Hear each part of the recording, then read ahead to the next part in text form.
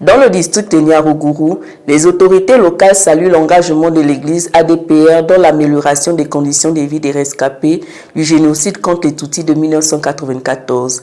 À l'occasion de la 32e commémoration du génocide, les responsables de l'église ont été félicités pour leur action de solidarité, notamment en faveur des survivants les plus vulnérables.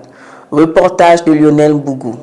À l'occasion de la commémoration du 32e anniversaire du génocide contre les Tutsis de 1994, l'église ADPR, paroisse de Nyaruguru, s'est jointe aux habitants du district pour honorer la mémoire des victimes. Plus de 250 fidèles de cette paroisse ont perdu la vie durant le génocide et reposent aujourd'hui dans différents mémoriaux de la région. Le président d'Ibuka à Nyaruguru, Silidio Abimana, a salué les efforts continus de l'ADPR en faveur des rescapés du génocide, particulièrement ceux qui vivent dans les conditions difficiles. Il a souligné que cet accompagnement contribue à leur reconstruction et à leur dignité.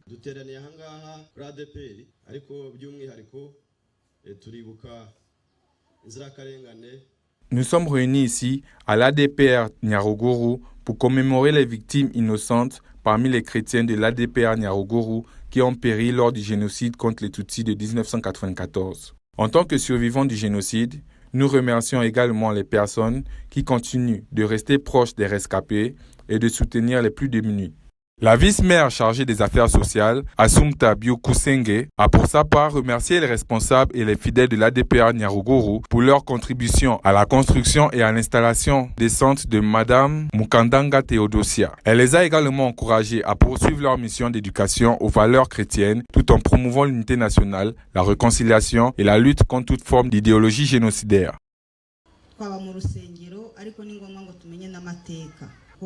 Je travaille dans l'église, mais il est aussi important de reconnaître l'histoire. Vous avez accompli beaucoup de choses en tant qu'église ADPR. Aujourd'hui, par exemple, vous avez construit une maison pour un citoyen. En tant que responsable, vous avez fait un travail remarquable. Aujourd'hui, il vit dans de bonnes conditions, il dort dans un endroit convenable. C'est une très belle action, une très belle preuve d'amour que vous avez manifestée. Nous vous remercions sincèrement. La responsable a rappelé que le devoir de mémoire concerne chaque Rwandais et a invité les fidèles à demeurer des citoyens responsables, engagés dans la préservation de la paix, de la sécurité et de l'unité du pays.